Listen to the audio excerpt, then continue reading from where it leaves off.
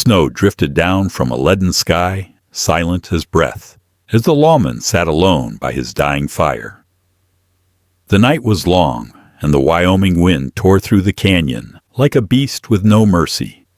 His coffee had gone cold hours ago, and the last strip of jerky was tougher than old boot leather. But Sheriff Eli Turner didn't complain. He'd seen worse, much worse. The frontier had a way of making a man stop talking and start listening. To wind, to darkness, to danger. His horse, a bay named Copper, stood huddled under a cliff ledge, steam rising from its nostrils. The mountains loomed above, black and cold, like giants with frozen hearts. Eli had been on the trail for 3 days, chasing a ghost of a man, a stagecoach bandit named Luke Kavanaugh. The outlaw had shot a guard, stolen $10,000 in gold, and vanished into the high country before the posse even saddled up. Turner wasn't the kind of man who gave up. Folks said he had a sense for the hunted, like a wolf that could smell fear through snow. He'd been tracking men since before his beard turned gray, and he never lost one. Not once. But this one felt different. Somewhere deep in that endless white, he sensed a presence, watching, waiting. By the third night, his food was nearly gone, and the snowstorm had turned from mean to murderous. He'd found a narrow canyon for shelter, built himself a meager fire, and tried to dry his gloves. That's when he heard it, a faint groan carried by the wind. At first, he thought it was the sound of a dying tree bending under ice. But then it came again, closer, human. He reached for his Colt, thumbed back the hammer, and waited. The sound of crunching snow grew louder until a shape stumbled out of the dark. A man, half dead from cold, his hands bare and bleeding, eyes wide with terror. The stranger collapsed near the fire, gasping for air. His clothes were torn, his boots falling apart, and his face, Eli froze when he saw it, was one he recognized from the wanted posters nailed in every saloon from Laramie to Cheyenne. Luke Kavanaugh, the very man he'd been hunting. For a long moment, neither moved. The wind howled through the canyon, whipping sparks into the black. Turner kept his Colt aimed, steady as iron, while the outlaw trembled on the ground. "You got a lot of nerve showing up at my fire," Turner said finally, voice low, like gravel dragged across steel. Luke looked up, lips cracked, eyes hollow. "Didn't have much choice, Sheriff. It was this, or die." Eli studied him, this man who'd taken lives, stolen gold, and vanished into legend. But now he was just another soul staring down death, same as any man in the cold. Turner holstered his Colt. He tore his last piece of jerky in half and tossed it toward the outlaw. "You eat slow." "I ain't got much." Luke caught it with shaking hands, muttered a hoarse, "Thank you," and chewed like a starving wolf. They sat in silence, fire crackling between them. Outside, the storm screamed across the ridge. "You could have shot me," Luke said after a while. "Most lawmen would have." "Maybe," Turner replied. "But I ain't most lawmen.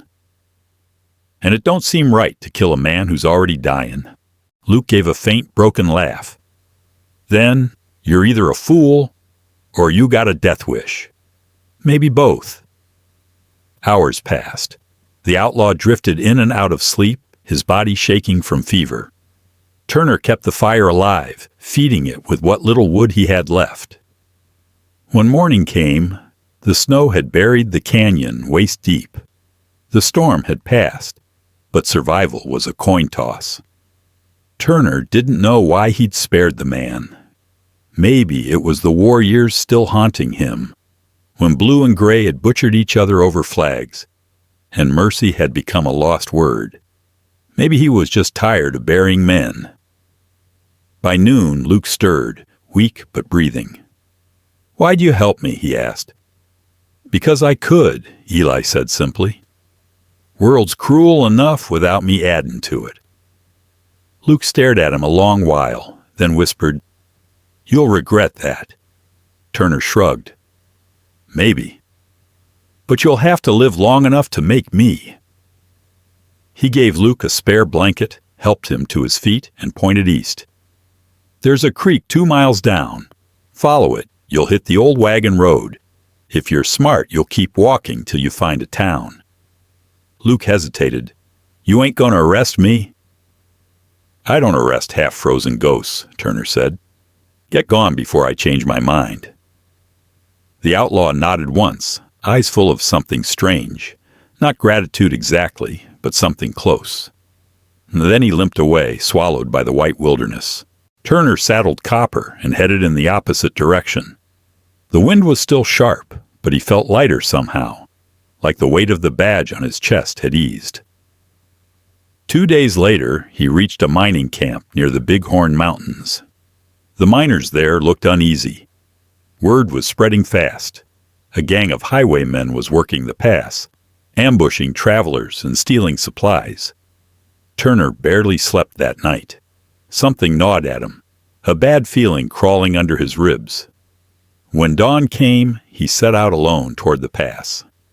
By midday, he found it. The smell hit first. Burnt wood, gunpowder, and something worse. Smoke coiled from what used to be a freight wagon. 4 men lay dead in the snow, their faces pale as marble. Whoever hit them was fast, ruthless, and close. Turner crouched beside the tracks. Fresh hoof prints, at least 5 riders heading north. He mounted Copper and followed, his breath clouding in the freezing air. The trail led to a narrow valley, a perfect place for an ambush. And that's exactly what happened. The first shot came from the ridge, tearing through his hat. Another followed, slamming into the snow near his boot. Turner dove behind a rock, returned fire, and hit one of them square in the chest. But there were too many. Bullets whined and echoed through the gorge. Copper reared, terrified. Turner's gun clicked empty. He was pinned, bleeding from his shoulder with nowhere to run. Then, just as another rifle cracked, something impossible happened. The shooting stopped. The silence that followed was heavier than the storm had ever been. Turner looked up, and there, emerging from the trees, came riders. Dozens of them. Faces half hidden by scarves, rifles gleaming in the cold light. At their head rode Luke Cavanaugh. For a heartbeat, Turner thought it was a dream. The outlaw reined in his horse, eyes locked on the sheriff.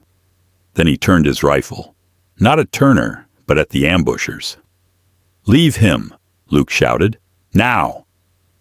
The gunman hesitated, then bolted into the timber. Turner watched, stunned, as Luke dismounted and walked toward him. "You're a damn fool, Sheriff," Luke said, kneeling beside him. "But I reckon I owe you." "You saved my life?" Turner grunted through the pain. "Never thought I'd see that day." Luke gave a crooked smile. "Guess mercy cuts both ways." He tore a strip from his coat, bandaged the sheriff's wound, and whistled for one of his men to bring water. Turner shook his head. "You lead this gang?" "Used to," Luke said quietly. "Not anymore. I told them I was done robbing and killing, but they didn't listen, so I made 'em." Turner studied him. There was something different in the outlaw's eyes now. No greed, no malice, just a man who'd seen too much. "You could have ridden off," Turner said. "Let me die out here." Luke shrugged. "You could have done the same that night. Guess neither of us is built that way." They sat there a while, surrounded by the silent mountains. Snowflakes drifted down again, soft as ashes. "Now what?" Turner asked. Luke looked out toward the horizon.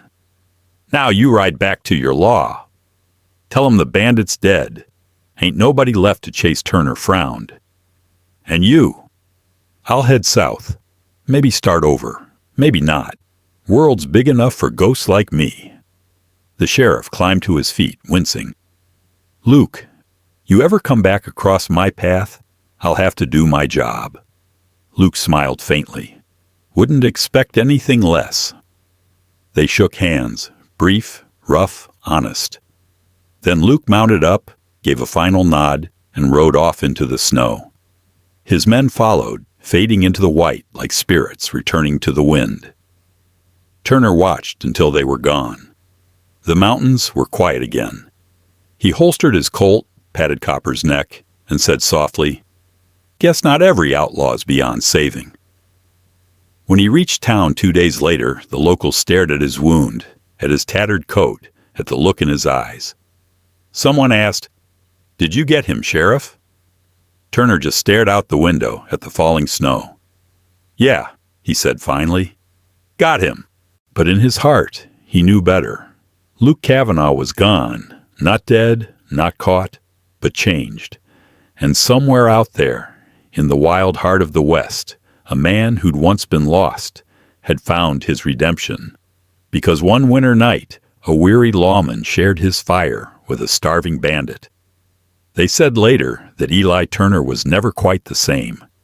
He kept the badge, kept the law, but sometimes he'd ride out into the hills alone, staring at the ridgelines as if expecting to see a familiar silhouette. Some folks claimed they saw it once, a rider on a black horse, high on a snowy ridge, tipping his hat before vanishing into the wind. Others said Turner made it up, chasing ghosts. But out here, where the land remembers every footstep, and the wind carries stories older than time, maybe some ghosts still ride.